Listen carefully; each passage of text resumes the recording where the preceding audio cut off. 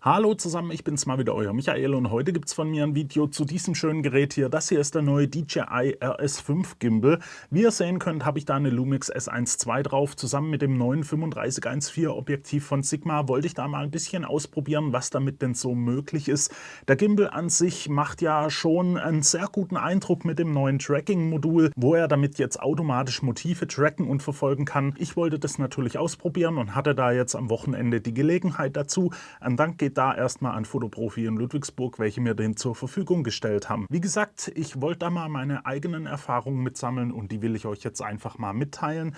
Ich bin am Überlegen, ob ich mir so einen Gimbal hole, denn ich stecke noch beim RS2 fest, also schon ein paar Generationen älter. Ich nutze einen Gimbal auch nicht so oft, weil eben das Problem immer so ein bisschen war, mit dem Verfolgen vom Motiv und so weiter. Klar, der RS2 kann zusammen mit der Lumix automatisch tracken, also mit dem Autofokus der Kamera. Ich habe da auch mal ein Video dazu gemacht, das kann ich euch oben mal verlinken. Das ist aber natürlich nicht dasselbe, wie wenn man jetzt ein DJI-Tracking nimmt, das man ja von diversen DJI-Produkten kennt, wie einer Mini oder also die Drohne Mini oder einem Osmo Pocket 3 oder sowas. Da habe ich also schon ja, große Erwartungen daran gehabt, und wie sich das Ganze so geschlagen hat, da gibt es Höhen und Tiefen, will ich es mal nennen. Das möchte ich euch jetzt einfach ein bisschen mitteilen. Wie gesagt, ich komme vom RS2 und das sind natürlich schon Welten. Allein wenn wir hier mal dieses automatische Unlock-Vorgehen sehen, das ist natürlich schon ziemlich cool, weil der ist da einfach sehr schnell betriebsbereit. Ihr müsst den einfach nur anschalten. Der tut sich hier automatisch entlocken und genauso natürlich auch nach dem Benutzen wieder sperren. Das macht das Ganze schon sehr viel einfacher. Und wie gesagt, vom RS2 kommt, ist es eine ganz andere Welt. Das bietet ja ein RS4 auch schon. Natürlich kommt er jetzt hier auch noch mit ein paar Gimmicks, die wirklich Spaß machen. Ihr habt zum Beispiel jetzt hier den Controller, wo ihr den ganzen Gimbal hier schon drüber steuern könnt. Natürlich auch die Kamera und einen Trigger.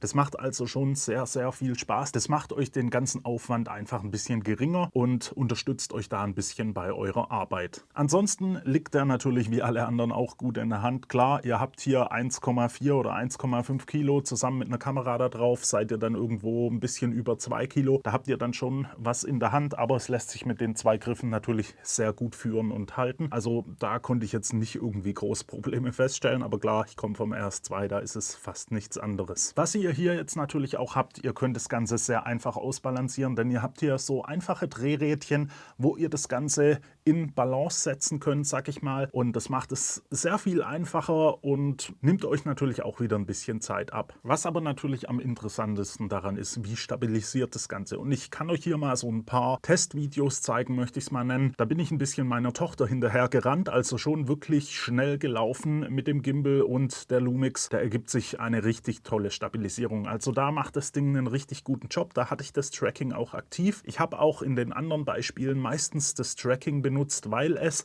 wenn es funktioniert, doch sehr, sehr gut funktioniert. Da kommen wir aber gleich dazu. Also bei der Stabilisierung, da gibt es einfach nichts zu bemängeln. Das macht einen richtig guten Eindruck, das stabilisiert richtig gut, auch mit längeren Linsen. Klar, ich habe jetzt hier das ganze Material, was ich euch zeige, ist fast alles mit 35 mm gemacht, aber ich habe auch das Tamron 35-100 mm hier dran benutzt mit einer Nikon ZR und auch das war super stabil. Klar, die Nikon hat auch nicht so einen guten Stabi, wie es jetzt hier die Lumix hat. Da muss der Gimbal also schon wirklich zeigen, was er kann, aber das hat er. Da muss man sich überhaupt gar keine Gedanken drüber machen. Das ist schon auf richtig hohem Niveau. Und dann kommen wir zu diesem Tracking-Feature. Ich habe es ja gerade schon angesprochen, da will ich jetzt ein bisschen näher drauf eingehen. Ihr habt hier oben das Tracking-Modul. Ihr könnt euch da auf dem Bildschirm dann ein Ziel auswählen und der Gimbal versucht das Ganze zu verfolgen. Ihr könnt es dann auch einstellen, wie schnell er das machen soll, ob er die Bildkomposition und so weiter behalten soll. Also da habt ihr sehr viele Möglichkeiten, das Ganze einzustellen. Aber ich habe auch festgestellt, die Reichweite soll 10 Meter betragen. Und soweit geht es eigentlich auch bei schlechteren Lichtverhältnissen. Findet er noch ein Motiv, was er tracken kann? Ich habe nur das Problem, dass er ab und zu das Tracking abgebrochen hat. Beziehungsweise er hat es nicht abgebrochen, sondern er hat einfach was komplett anderes entdeckt, das er dann weiter verfolgt hat. Also ich zeige euch immer ein, zwei Beispiele, wo ihr das sehen könnt, wo er dann auf einmal das Motiv verliert. Ich konnte jetzt den Bildschirm da hinten nicht abfilmen, weil da seht ihr es dann natürlich wirklich drauf, wie die Motiverkennung das Ziel verliert. Da gab es noch ein paar so, ja, negative Einflüsse, sag ich mal, wo den Spaß ein bisschen gedrückt haben. Alles in allem hat das Tracking schon wirklich sehr gut funktioniert. Also wie gesagt, die Motiverkennung funktioniert sehr gut. Sie verliert nur manchmal noch ihr Ziel. Und das ist was, ich denke, da wird sich noch was mit einem Firmware-Update tun. Also ich gehe mal davon aus, das wird stetig verbessert. DJI kann ja tracken. Sie zeigen es ja in ihren Drohnen und so weiter, dass sie das alles können. Und ich denke, da wird es auch hier kein Problem mehr werden. Das Tracking an sich ist wirklich ein Gamechanger, denn ihr müsst eben nicht von Hand verfolgen, was das Ganze sehr viel einfacher macht. Gerade wenn ihr zum Beispiel parallel zu jemand rennt oder sowas. Da habt ihr einfach ein Gerät, auf das ihr euch zumindest halbwegs jetzt gerade verlassen könnt, dass das Ding wirklich sehr gut euer Motiv trackt. Und wie gesagt, ich gehe davon aus, das wird alles noch ein bisschen verbessert. Das ist jetzt aber wirklich Meckern auf hohem Niveau. Das ist jetzt nicht jedes Mal, dass es sein Motiv da verliert. Ich habe es eben ein paar Mal festgestellt und wollte es mal festhalten.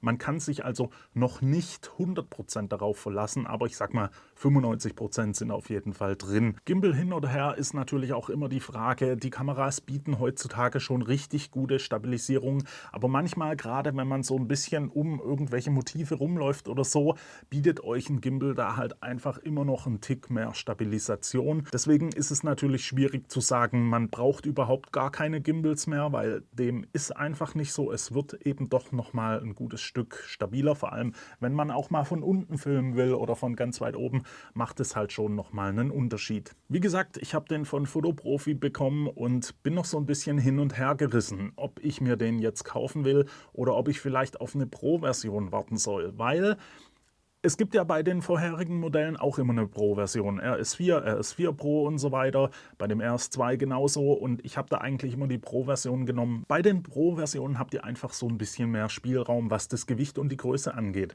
Wir haben hier 3 Kilo. Der RS4 Pro, der kann, glaube ich, 4,5 Kilo oder sowas.